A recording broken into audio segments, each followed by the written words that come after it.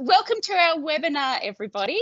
The aim of this webinar is to give you tips on how you can cut back on meetings, but at the same time maximise the impacts of the meetings that you do have and stop your inbox driving you crazy with endless emails. So just before we start, I want to let you know that this webinar is being recorded and we'll share this recording with you. We also want to make this a really interactive webinar. So anytime at all, please jump on with your questions. You can ask those in the chat or just raise your hand with the chat button, which you'll just see at the top of the screen there. I'd like to start off with an acknowledgement to country. We acknowledge the traditional custodians of the land on which this online session is hosted and the traditional custodians of the lands where our participants are located. I'm on Ngarigo country and love to, if you put in the chat what country you're on too. We'd like to pay our respect to elders past, present and future. So to get you all involved in this webinar right from the get-go, we're going to ask a few questions with a quick poll. And this is about your current email habits and your meeting habits. And then later on in the webinar, Emily's going to show you how you can actually see what your current habits are. And, you know, you might actually be surprised. But we'll come to that. So Laurie's going to show you what the data tells us about how we're currently using email and meetings, and Claudia's going to give you the practical tips and the tricks on how you can reduce your reliance on email and meetings, along with a lot of takeaways too, so definitely hang around for those. So just a very quick introduction. Emily, on the next slide. So we've got with us Claudia, who on my screen's right at the left-hand side there she is. And Claudia is the Chief Marketing Officer at Engage Squared.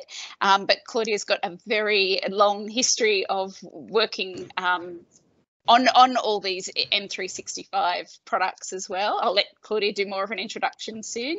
Emily O'Brien, who's SWOOP's Director for Customer Success for APAC, and Dr. Lawrence Lockley, who's SWOOP Analytics Chief Scientist, and myself, I'm the Director of Communications for SWOOP.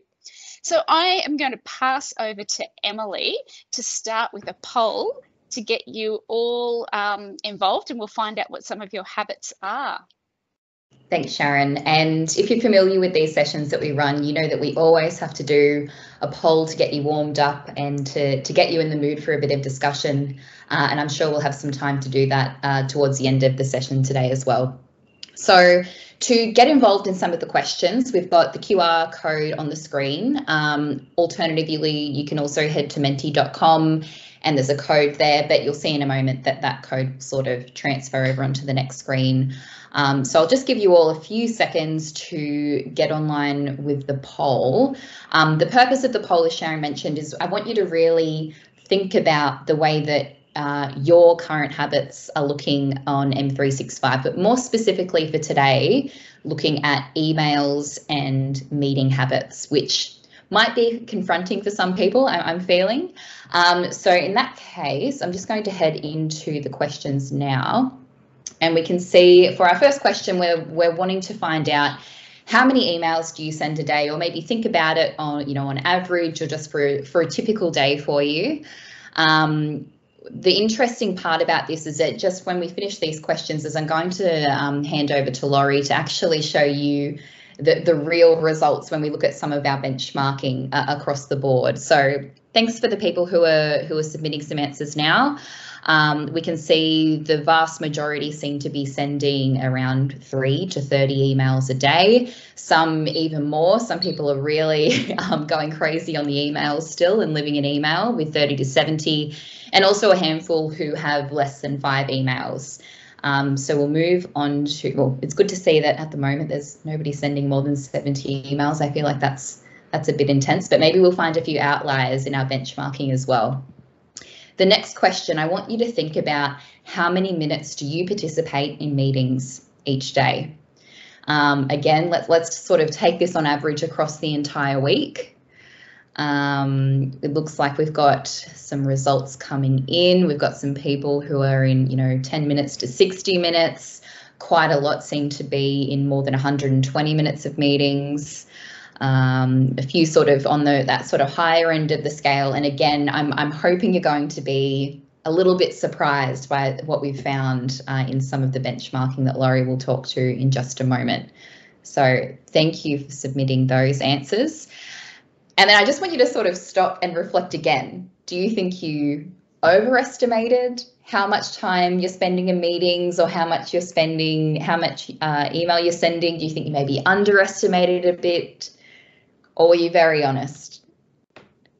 Okay, so I'm thinking that they've maybe underestimated. We've got a lot of honest people. I appreciate that. Also, keep in mind this is completely anonymous, so you can be truthful with us. We have someone who's overestimated. And this is just to get you to sort of really reflect on those habits, and we can sort of back that up with the data. Of course, you'll get an opportunity to see how you can actually measure this in real time. For the final question, I just wanted to know as well if you're currently using Microsoft Teams channels to collaborate asynchronously, so outside of the realm of meetings as well. It's good to see that the majority so far that they are using Microsoft Teams meetings, but it also sounds like a lot when you're, if you're sending a lot of email, you're spending a lot of time in meetings, also using Teams channels. Maybe you've already got the balance right. There's a handful there that aren't using Teams channels, which is okay. I'm sure you'll have some great tips you can take away from today. In saying that, now we sort of have a bit of a current state of play for the people tuned in today. Laurie, I'm going to bring you into the conversation now to talk a little bit. Well, let me just sort of readjust the slides to talk to some of the data and what we found across people's meeting and email habits. Over to you, Laurie. Okay, thanks, Emily. Well, this might surprise you, but what we're doing with SWOOP is we have a new product called SWOOP for M365, and we actually draw the data from the Microsoft reports, the admin reports. And they measure nearly everything, if you like. So, in essence, what we see, and at the moment I've sampled like nearly 40,000 people across 9 organisations that at least had one call or meeting in the last 6 months, right? So we know they're not dead accounts or anything like that. We know they've been active at some point in time. So in some ways, this is a bit of a generous sort of view of the situation. Only 1% of those had been in meetings for more than 120 minutes. Right? So if you are actually in meetings more than 120 minutes, you are actually, at least compared to this sample, in the top 1%. Right? So, and then 4%, so you can see this long tail, we call this like a long tail distribution. There's in fact 66% of people that are actually in synchronous mode less than 10 minutes a day. So it can be quite surprising. Now, I think the people that tend to come to our webinars tend to be up that long tail end, the 1 or 4%. But the interesting thing is that, the top 10% are responsible for over half of all meeting time spent. Right? Just think about that a little bit. So when we think about the long tail distributions, we first started talking about this when Amazon started, selling books, and they talked about the ability to sort of mine the long tail, because the trend in your most favourite book or your favourite the biggest selling book or the biggest selling movie is that it gets all the attention, and then there's a long tail of other movies or other books that get very little. So we're seeing this network effect in this data as well. And it does show that each of you are actually getting, those that are in the 1%, are you really in the 1%? And that was the idea of the question about, did you underestimate or overestimate? I'd encourage you to go back, those that think you're in more than 120 or 2 hours of meetings a day, go back and have a look at your calendar and see if that's the case. I'm not questioning whether you feel like you've been in meetings all day. In fact, you probably have felt like you're in meetings all day, but that is another issue, right? So if in fact you feel like you've been in meetings all day and you really haven't been in meetings all day, then, the issue is not in the number of meetings, but how you feel about the meetings that you are in. Perhaps they're interrupting you, perhaps they're, you over prepare, or you prepare too much, you feel they're too disruptive, all sorts of things like that. This one is the email equivalent. The tail is not quite as dramatic. And I think in the poll, nobody said more than 70 emails sent, but in fact 9% of 60,000 people had actually sent more than 70 emails a day on average. Right? So that's huge, isn't it? I think some of the bigger ones, you're in that 21%. But again, we see this long tail distribution effect. You know, the top 10%, and you can say that's really the bar on the greater than 70, responsible 41% of all emails sent. Right. So this is just to paint the picture for you that it is important. I should emphasise that those people that are sending the most emails or attending the most meetings typically are at the centre of your network. Right. So they typically are the most important people in the organisation. So I don't want to back away from the fact that it's a small number. We shouldn't care about them. In fact, we find in the network science that, you know, you pull those people out of a network and everything collapses. So we definitely have to worry about this. But the other point I want to make is that it is a small proportion of the whole organisation. So let's move on, Emily. So now this is the 7 digital collaboration habits that are part of SWOOP for M365. Laurie, can I just butt in with one question just related to the last one? Matt's just asking, could people be counting calls as meetings? So on those stats that you were just showing us, was that just meetings, or does that take into account calls and meetings? Calls and meetings. It's any synchronous activity, in fact. So, and in fact, calls and meetings pretty much in Teams is whether it's audio minutes actually. So whether you turn the video on or not, it's counted as an audio minute. So that's the reporting. The reporting on audio is your calls and your meetings. It's basically a synchronous activity. So in terms of when we came up with the 7 collaboration habits, you know, SWOOP, I guess at SWOOP we've always had a preference for prioritising knowledge sharing and also, and working out loud. I guess knowledge sharing, working out loud, those are the things that we continuously hear from consulting partners that this is best practice. And when we saw how people were using initially Teams and very much using the Skype features of chat and calls and meetings and not the asynchronous things, you know, we felt that this is a habit that people need to sort of change. Now, the reason we call it habits is that the way you work digitally isn't something that senior management can impact directly easily by just mandating thou shalt use less email or thou shalt go to less meetings. It's a personal habit, you know. So in essence, we framed these as habits that you needed to balance. So we aren't saying you should never chat or you should never use email or you shouldn't go to meetings or anything like that. But in your role, you should develop the right sort of balance between these habits.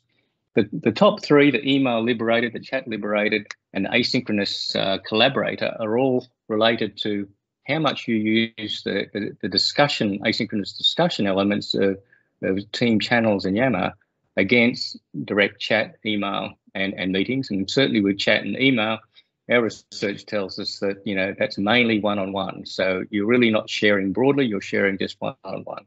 Very inefficient way of sharing knowledge. The community collaborator is, sorry, just one back. The community collaborator is really the way you use Yammer versus Teams, which is always a hot topic in our webinars. And then the last 3 are really 2 of them are related to habits within meetings, screen sharing and camera on. And the last one I think is popular for the content people, you know, how much are you using OneDrive versus SharePoint. So but today we're concentrating on the email and the asynchronous collaborator habits. So as I said, you know, we look at these habits as a balance. You know, it's not so much you remove one completely or aim to, but find the right balance for you. So overall, all things being equal, we want to see less emails sent and more Yammer and Teams channels messages internally sent. And we promote the idea of not using email for internal communications. Now, if you're a customer-facing role, well, then you would expect to have more email, and that's fine. But I think if you're not customer-facing or you don't need to send a lot of external emails, there really isn't any excuse for sending emails internally. So next slide. Laurie, just to clarify there, when you're saying Teams channels messages, you're meaning like a post in a Teams channel? Is that not rather than chat? Yes. Rather than chat, yeah. So it's what we call the discussion asynchronous. You know, chat, in essence, that technically you could say it's asynchronous, but there is an expectation that chat is synchronous. You know, when you put a chat message in, out, the expectation is the person's going to reply very, very quickly. So the challenge across this whole space is that we're moving from a very low base, so what we found in the data, like this is 57,000 people from the 9 organisations that have at least sort of participated in emailing. 71% didn't send a single Yammer or Teams channel message. Now, they may have read or they may have liked, but we don't see that as strong enough to say you've participated in a discussion. 11% said one or more Yammer Teams or channels message for every 100 emails. So that's a lot of emails. So the last one we said, well, 2.7%, a very small amount, sent at least one of the asynchronous message for every 10 emails. Now that still might seem a lot, but we've got to start somewhere. So we're sort of setting the bar and saying, all right, well, let's just try and do the one for every 10 emails. So every 2 emails is sent, just check whether you've actually, sent an internal channel message. And I don't think that's a particularly high bar to reach. So that's where we're coming from in terms of email. I think next slide, Emily. All right, so I want to sort of step back now, because what we realised is that there's no real shortage of guidance in what these habits should be. I mean, you can read many papers about, how you should work asynchronously and how you should reduce your email and reduce your meetings and so forth.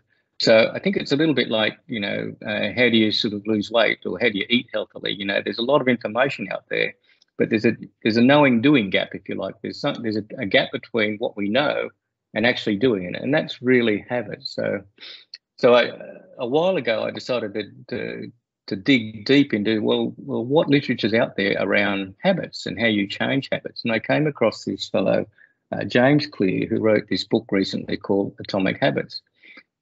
Interestingly enough, when I was looking last night again at best-selling books, this book is actually the best-selling book on Amazon in 2021. Now, I didn't pick it for that. I just picked it because it was about habits, but I was quite surprised last night when I found that this was the best-selling book. So obviously, it's something that people are thinking about. How do you change habits? Now, here's a very simple framework. One thing I might say that is a little bit controversial. He says that goals really don't matter. You can have bad habits and you can have the right goals, but you still got bad habits. He's very much into the 1% improvement every day. If you can improve 1% every day, over a period of a few weeks, all of a sudden you improve 10%, or something like that. He has this model of cues, cravings, response and rewards that he talks to about how you actually manage behaviours, and that simple table on the left that says when it comes to a cue, and a cue might be what triggers me to go to email, for example. It could be that you're in a habit of looking at your email when you first sit down to start the day, or it could be that every time you get a Bing notification, you'll open your email client. So that's your cue. And clearly, for a good habit, you might think good habits obvious, which could be turn off the notifications for email, or to break a bad habit, you make it invisible. So in fact, turning off notifications doesn't make email invisible, but at least it makes it less visible. And of course, then you can go through the cravings, response, and reward. It's an interesting exercise to go through these and think about your own cues and cravings and responses and rewards. And think about things that I've got a hint there, like, well, don't have your morning coffee, until you've sent your first Yammer or channel message. Or if you sent an email before 10 o'clock, don't have coffee at all, or something like that. So these are habits that you can sort of work out yourself. And Claudia will probably come up with some, or she'll present some that I'm sure you can also work with. So next slide, Emily. Okay, so when it comes to the asynchronous worker, that really is the thing about timing meetings and calls and working asynchronously through the Yammer channels and Teams channels. And we've found that it's through Yammer and Teams that most of the asynchronous sharing of knowledge happens. And we also found that those people that use those channels also tend to use SharePoint more, right? So they tend to be people that tend to live with Teams channels and Yammer, tend to work with content more, people that live in meetings and calls tend not to use those content areas as much. So it's nearly like a persona, if you like, that we're seeing. And we need to have a balance, and there are some organisations that people are actually balancing quite well, but certainly the ones that we're looking at now, it tends to be unbalanced. So we want to obviously push the time you spend in meetings down and push the time you spend in asynchronous communication up. So as I said, it's a balance, and we are setting targets for these based on what we see is the top 20% of our reference set. So we have a reference set that's growing. At the moment, it's got 70,000 people in it and 9 organisations. We expect by the time we do our benchmarking report for M365, that will probably be in the hundreds of thousands and maybe 20 or 30 organisations. So we'll have a very strong set, which you can compare yourself against. So in terms of the challenge, sort of in people that at least have attended a meeting or a call, 45,000 of that 70,000 had reported that. 65% hadn't yet sent a Yammer message or a Teams channel. So we've got a big percentage of people that just don't even know about Yammer or Teams channels. Right? 5% sent one or more, let's call it asynchronous messages for every 8 hours of meetings. Right? So that's a lot of meetings to only send one asynchronous message. 2%, so we're down in the 2% now, one or more message for every 60 minutes of meeting. So every time you have a meeting, like this is a meeting, you should at least, if you send one Yammer message or team channel message, you're already in the top 2%. Right? So we're setting the bar about there. So it's a pretty low bar, I'd say, but we'll move that bar over time, as you do if you're in your fitness tracker. I won't go through this. I think I'm going to leave this to Claudia because she's going to cover some of that. But I think the other good news is looking at those sort of big challenges, they look nearly impossible. But what we do know from network effects, and we've certainly learnt that through COVID, is that when things move in a network way, they move very fast. So once you see organisations starting to adopt good digital practices, people are influenced by other people, and you get this exponential effect. So I'm confident, and we've certainly seen it in leading organisations, that once you get people demonstrating good behaviour, other people will follow. So we certainly look forward to seeing our clients sort of improve their digital behaviours as they sort of learn from each other, and in fact our reference set across the board. So I think that's my bit, and if you've got any questions, certainly pop them in the chat. But I'll hand back over now to Emily to pass on. I'll be handing over to Claudia now. Yep. Thanks, Claudia. Thanks, Laurie. Super insightful as always. And hi, everyone. Welcome to the call. And how ironic that we're all in a meeting to talk about reducing meetings. But anyway, here we are. So I just wanted to say before I kind of dive into my slides, I'm loving the conversation in the chat. So keep your experiences coming and answer questions. We'll try and answer as many as we can, and hopefully we'll have time at the end as well for some discussion. I thought I'd start by kind of talking about the good news and before I give you some ideas that you can walk away with and use within your organisation, thought it'd be good to do some retrospective reflection. I think it's fair to say that we're kind of 2 years into the biggest human experiment of our lifetime, and we're really in the middle of making some pretty major changes to the fabric of how we do business and how we show up to work. And I think it's important to recognise that everyone is trying to work out what all of this means, right? So no one has hybrid working sorted out, and if they tell you that they do, they're lying to you. No one has a perfect digital working model, and there's also no one-size-fits-all solution to this challenge. We are, whether we like it or not, all in the same leaky boat. But the good news is you, as individuals, and also the organisations that you work for, have proven that you're capable of adapting to some pretty serious and fast change. If you think about it, if someone had told you when you were young and living the good life in 2019 that you'd move to a completely remote working model within the space of a few short months, how many of you would have actually believed that your organisation was up for that challenge, right? especially if you work in government or financial institutions or any highly regulated organisation. If there was a kind of a transformative initiative or idea like that to say, hey, let's move all of our staff to a remote working model, it would have absolutely been slowed down by all the things that we see as kind of issues, the perceived risk, the cost, the time and effort, the resourcing, the perceived culture impact it would have to our people. These are all reasons to not change, but here we are today, all connecting with each other from all corners of the country and in fact across APAC. And we're making it work, in our respective patches. And I think that's pretty awesome and definitely something to kind of give yourself a pat on the back on and remember. So I'd ask you to kind of keep that in mind when you're looking at something as transformative as shifting email and meeting culture within your organization, because as Laurie mentioned, like these are really deeply ingrained habits. Email has been used for decades and decades within organizations. It's easy, it's what we know, it's really advanced technology, so it's what people will go to. So just remember that, even though that habit is there and it's deeply ingrained, change is possible. You just have to create the right environment for it to happen. So moving on to a little bit of bad news. We've changed where we work, but we haven't changed how we work. And let's be real, like we've always had a problem with emails and meetings. That wasn't something that came with the pandemic. Over the last 2 years, though, I think what we have seen is that these habits have gotten worse and have been amplified by the challenges of remote working. We've leaned in a little bit too hard on, these familiar and easy working habits and have kind of finally reached that tipping point where it's starting to harm productivity and well-being and culture.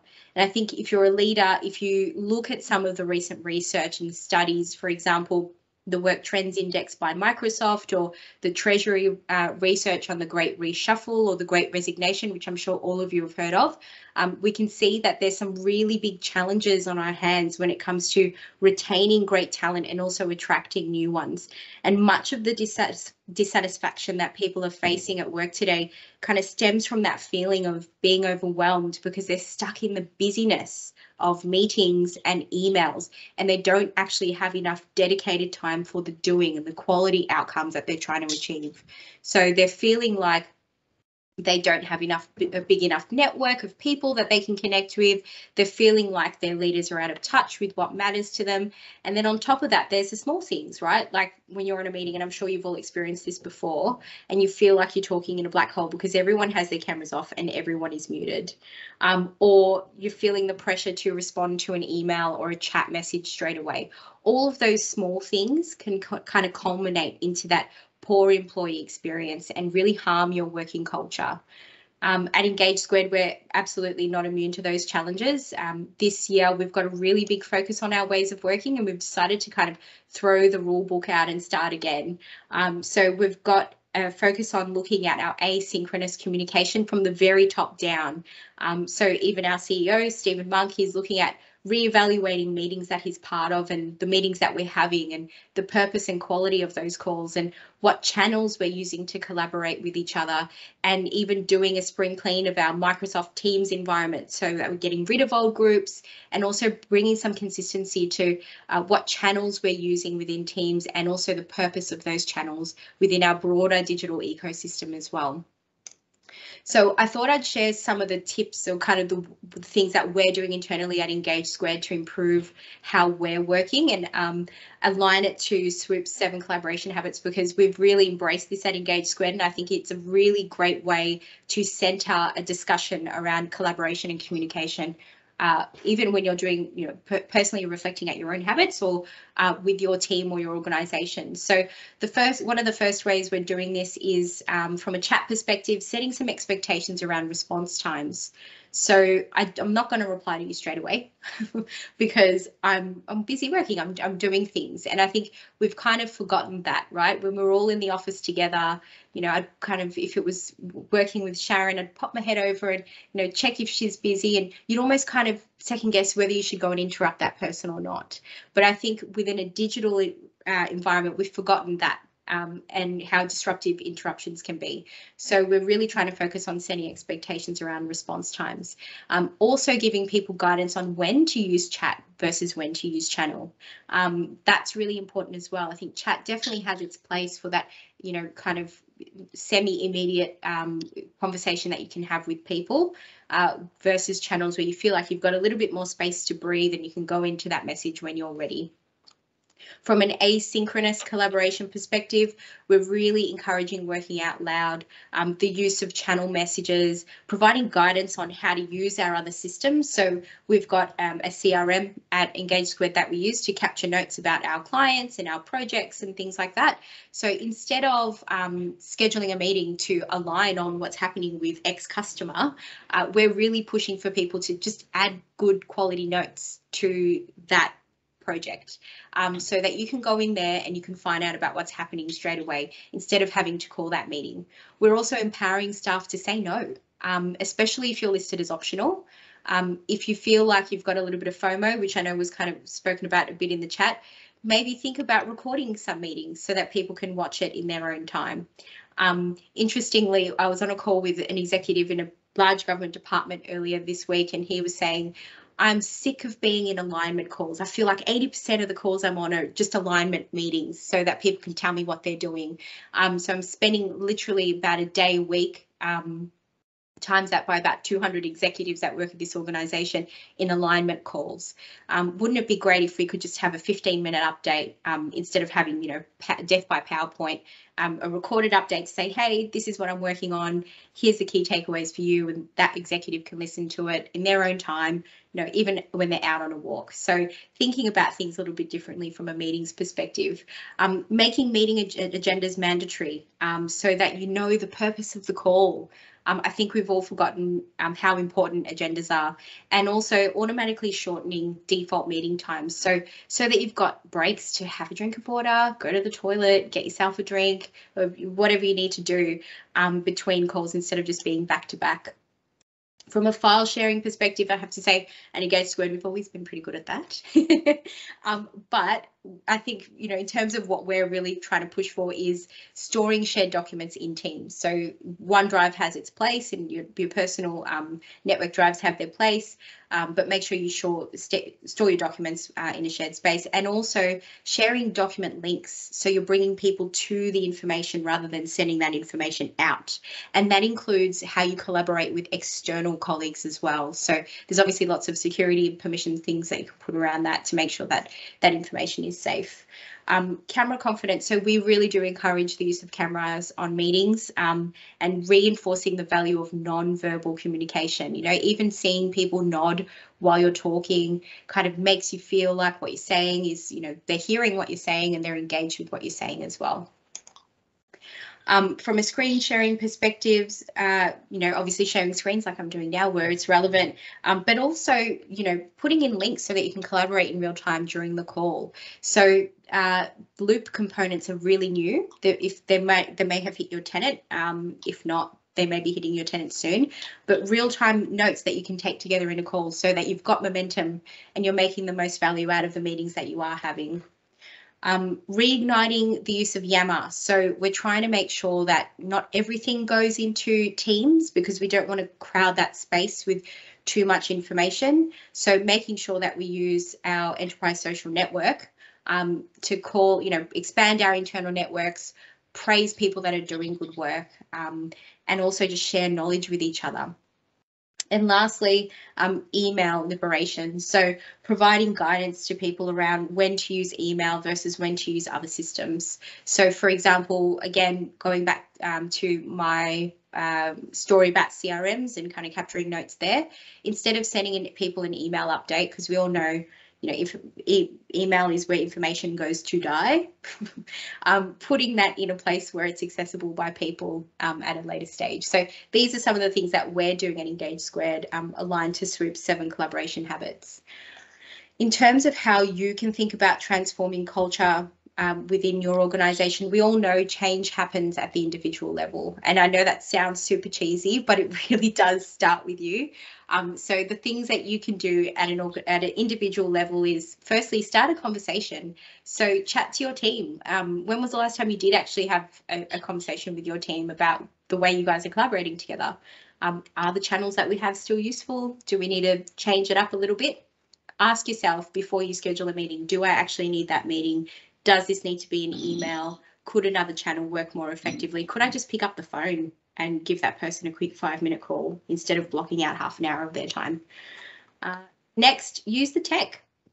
So I'm a big one for, I love rules in Outlook. I'm sure some of you use that, but if you don't, get onto it and use it to automatically clean up your inbox. So even things like, your pay slips or messages about certain subjects or from certain people, get Outlook to do the hard work of automatically categorizing that and, putting it into folders for you. Also, use your status in Teams. So I quite often will put into Teams that, as a status message, I'm doing some focus work. So I'm shutting down Teams and Outlook. I'm not going to be responding to you for a little while. Call me if it's urgent, and I'll put my mobile number in there as well. So don't be afraid to use the tech and use things like status messages to help you there. And then lastly, this is actually something that I heard from KPMG, have well-being non-negotiables, which I think is a really big one. And for me, I'm a parent, I've got 2 young kids. My well-being non-negotiable is that I will not work past 6 p.m. or on weekends because I need time to be with my children and obviously have my life outside of work. So communicate your boundaries around your working hours, set expectations around response times, and also schedule focus time too. So make sure you use those features that exist within the platform. I think Microsoft are fantastic in how much they're infusing well-being into technology. I don't think we would have all expected that to be a thing, but it certainly is, and you should be kind of leveraging that as much as possible. From an organisational perspective, the things that you can do to transform culture, and this is the biggest one, I think it was mentioned in the chat as well, is that executive sponsorship. So you really need to coach leaders how to walk the walk. And I guarantee you there is not an executive on this planet who would say that they enjoy spending their days in back-to-back meetings, right? Or that they love reading all the hundreds of emails that they get. They're probably one of the most affected groups when it comes to having too many emails and too many meetings. So coach your leaders on how to collaborate in different ways. Ask them to be champions of what good collaboration looks like, and ask them to empower other leaders in your organisation to do the same thing as well. Make it easy for people. So use principles of nudge theory. If you've never heard of nudge theory before, Google it. It's fantastic, and I think can definitely be used from a tech perspective. So you can update your default policies, right? So update your meeting policies. Maybe you can set a default setting there so that it automatically shortens meetings for people. Your policies around external and guest access for sharing links. So you can make it easy for people to send a document link rather than an attachment. These are all really small ways that you can encourage people to form good habits without them having to think about it. And also giving them which tool when guidance. So think about all the systems that you're using in your organisation, even beyond the Microsoft 365 ecosystem, how it all fits together, and give them some guidance on that. Lastly, review your people and culture policies. So if you've updated your policies around flexible working hours, ask yourself if you actually have created an environment for people to actually live that policy. So what's the guidance you're giving to people, or the expectation that you're setting for working hours? And what does asynchronous communication and collaboration look like for your organisation? Make sure that's really clear if you do have a flexible working policy. And also code of conduct, the expectations for being online, again, the response times, all of these things. If you haven't put that into your code of conduct policies, make sure you get your people and culture team to look at that and reassess what that looks like for your organisation in our current state of play, if you will. So the thing I would kind of leave you with here is that now is absolutely the time to be reviewing your working habits. I think 2 years in, we're kind of settled to the fact that, yep, this is going to be the norm for the foreseeable. So the power also really sits with employees. If we think about the great reshuffle, etc., the expectations for, supporting flexible working and hybrid working is only going to grow. So the time to be thinking about key things like how you're using email and your meeting habits and your kind of broader virtual culture is really now. So with that, I'll pass over to Emily to talk about how you can use SWOOP within your organisation to support some of this. Thanks, Claudia. So coming up on your screen shortly, or now, you'll see the SWOOP for M365 dashboard. And I know we've done a lot of talking today already about understanding the current state of play and having a real good sort of think and reflect on what this might look like for your current collaboration habits. And if you really wanted to put the data behind that and really put some numbers behind it, well, then this is where SWOOP for M365 comes in terms of being able to see how that comes to life across those 7 different collaboration habits. And I know today, of course, we've been focusing in on the email liberated and the asynchronous collaborator habits as well. So I know, the problem that we're hearing so loudly from all of the customers and organisations that we talk to is that there's been this massive uptake of Microsoft Teams, but then people really are taking these old habits with them, exactly what Claudia was talking to. And we really did think that the pandemic would be a huge driver for hybrid working and allowing people to work remotely and in the office. But this vision just hasn't come to life. And I'm sure that sort of resonates with you on some level. So for what we're looking at here on the screen, this is really looking to solve that what tool when challenge, which we find is still so prevalent across all of the organisations that we're talking to. So not only be able to see this at the organisational level, if we're looking at some of these specific dashboards over here, also going into specific segments and seeing where, maybe there's a particular department that's championing these really great balanced collaborative behaviours, but then all the way down to the personal level, change starting at the individual, that cheesy line again, but you do have the ability to see what that looks like for yourself on the individual level. And for me right now, I am feeling a little bit vulnerable because you're seeing exactly how I am collaborating in M365 as an employee at SWOOP. And thankfully, the results actually look relatively good. And there's a few reasons why that is the case, of course. But if we do have a quick look at some of these habits here in terms of email liberated and how good I am at collaborating across Teams channels and how much email I'm sending, it is a little bit interesting. If you look at the nature of my role, I do send a lot of email. I am collaborating externally with customers, with partners. It's happening all the time. But this doesn't necessarily mean that I am living in email. It just means that I'm balancing that email collaboration with the Teams and the Yammer collaboration as well. And when I deep dive into those insights a little bit further, I can see here that for every 4 emails that I send, I'm also sending a Teams channel message or a Yammer message. And then I can also see what that lines up with in terms of this what good looks like, which for the email liberated measure and what we've found with some of the benchmarking data we've already looked at is that, ideally you want to be sending less than 5 emails for every channel or Yammer message that you're sending. And then also, well, this is kind of the first iteration of the product. We'll then be able to sort of add in some of these more praises and nudges just to give you a little preview if this is all loaded up on the screen in terms of giving me some more specific insights and tips on the individual level. So, for example, I can see that I'm doing quite a good job here at SWOOP at the moment, and also sort of unlocking these achievements and seeing what that looks like across a rolling 30-day period, and if I'm improving my email liberated score or if I'm potentially going backwards. But back to this dashboard here again.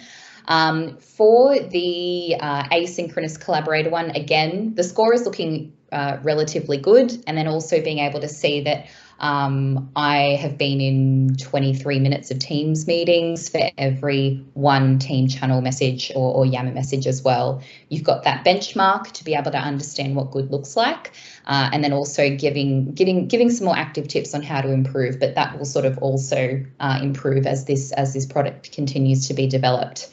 So I guess the key point for those 2 particular habits, it's definitely not about not sending email. It's about not only sending emails, and it's not about not having meetings. It's about not only having meetings. And then once you have these sorts of insights, you then have the ability to sort of run whole education campaigns around teaching people to look at these habits. And then they're also being quite targeted in the way that you're looking at as well. I did mention that, of course, I do have some quite strong results here, but I think that's also a testament to the way that SWOOP operates as an organisation. We are very small, so I do need to flag that. I know it can be very difficult for larger organisations, and that change can take a little bit longer. But we are also, we were born digital and born remote, so we have always worked from home, but it is definitely significantly more difficult if we're looking at, desk-bound workers, and of course, all the way up until the pandemic has all been unfolding. It takes longer and it's a little bit more difficult. This is an example of what good looks like, and I'm just going to very briefly show you what not so good also looks like. And this is looking at anonymous data from an organisation that we have permission to share what this looks like for them. So this is looking at across the entire enterprise. So if you're looking at that from the lens of the personal level, where I was doing quite good, you can still have pockets of your organisation that are doing a really good job. But looking at this from a very broad level, for example, in the email liberated measure, this particular organisation is performing in sort of the lower end of our benchmarking study. If I look at the insights, we can see that across the board, people have sent 174 emails for every Teams channel message. So if we're going back to that idea of getting that ratio right and getting the balance right, this isn't quite ringing true to lots of the different tips and the habits that we've spoken to today. And very similar thinking with the asynchronous collaborator, we can see that people have been in Teams meetings for 293 minutes for every Teams channel message or Yammer message, which I think is probably even more shocking. These are looking at quite significant numbers if you, again, going back to that balance. So looking at some of this data, I want you to really think about what potentially would be the behaviours to work on within your organisation. Of course, that would make it, if it's powered by SWOOP, that will make it much easier for you to figure out what those habits would be, but also where you would want to be targeting those interventions as well. Being able to go into that segments dashboard and seeing what particular parts of the business are doing, the parts that aren't doing so well, the parts that are doing much better. So yes, as we're moving into this age of hybrid work, of course, I might just leave it on that point for you to have a think about. Sharon, I might just hand back to you, actually. I do have a quick slide here just in case people are interested in having a look at what this might be like for their organisations too. Yeah, thanks, Emily.